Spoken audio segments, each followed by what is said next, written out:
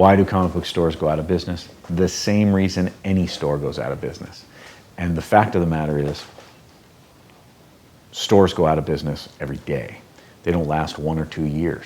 If they can't get through the first few years, they have trouble making it at all. The problem is that people who own comic book stores generally open a comic book store out of emotion. They go, I always wanted a comic book store. I always wanted to open a shop. And so I wanted to do it, and I have my collection. And I have 20,000 comics that I've collected over my life, and I'm going to open this comic book store.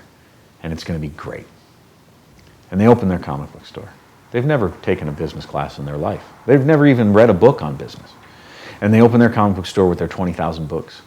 And they start going, and they borrow money. They put things on their credit cards with no plan, no business plan, no business model. They don't know how they're going to pay it off. They just figure, I'll make plenty of money. Within 6 months to a year, their comic collection is sold. So now what? Do you have any plan how to get more inventory? Did you ever think about what you were going to do as far as the new comics were concerned? What about all the other product that people want? All of these things, now you're in it.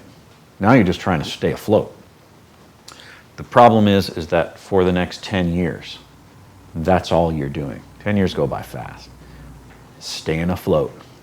I want to pay off this credit card that I've had forever, but oh man, now I got to give this distributor money if I want to get this product. They're going to come in next week. All the other stores have it, and I got to spend it. You've spent 10 years running a business, and you've never taken a business class, and you never stopped to take a business class, and you never upgraded your register into a POS system. All of those things are, yes, they're learning curves, but why does any store fail? Because you didn't prepare. Why does anything fail? Because you weren't prepared. Why do people go, I'm going to open a restaurant because I love food, and the restaurant goes out of business in 2 years and they're $100,000 in debt? Because they've never run a restaurant before. Because they did no research into how to have a restaurant. Emotionally, that's what they wanted to do. Just because you want it doesn't mean you can make it happen. It's more than that. You can't just want something and get it. You have to do the work. So why is it the comic book stores close? It's not just that they don't do the work, they work hard. They don't know how. They just don't know how. And, that's not a crime. It's just, you're selling a product. You're providing an experience. And you're providing experience for what they think is my people, my comic book people. And I constantly say to new owners, you already have them. Why are you creating a store for them? They're going to come anyway. You need to create a store for the other people who come in and want to stay, who are drawn in by this new experience. You're creating a shop for them. You're creating a shop for women who are, right now, 51% of the growth market in comics. Like, I'm a minority now. 51% of the growth market are women. Okay, that means my store has to be geared towards the women's shopping experience. Do you know what the women's shopping experience is?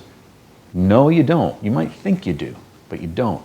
There's research that's developed over the last 80 years that you can read about that are all about the psychology of women shopping.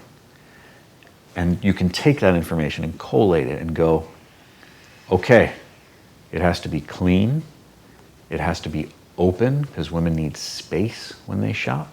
It has to be bright, it has to have soft music, it has to have some kind of female employees so they're comfortable.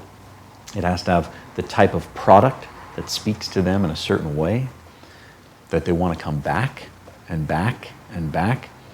There are so many elements that go into it.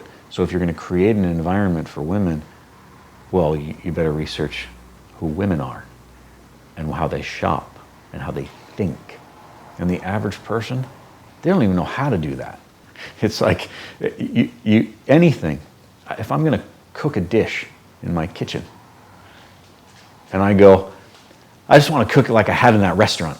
Man, it was good. And it seemed like it had some garlic and had some pepper and some, yeah, so I'm going to do that. Good luck. It's not going to come out anything like you had in that restaurant. You need to know how much of each. You need to know all the little things that you tasted, but you weren't sure it was parsley. Oh my God, it was parsley that did it. Every little thing, and you're going to have to do it at least 5 or 6 times before you get it right. Don't expect right out of the gate, but you spent all the money on these ingredients. 5 or 6 times on all these ingredients. That's an expensive dish. But if you want it right, you better figure out a way to put the money into it. Thank you for watching A Wise Way. Subscribe to stay updated, share to pass the knowledge, or view our other videos on the left.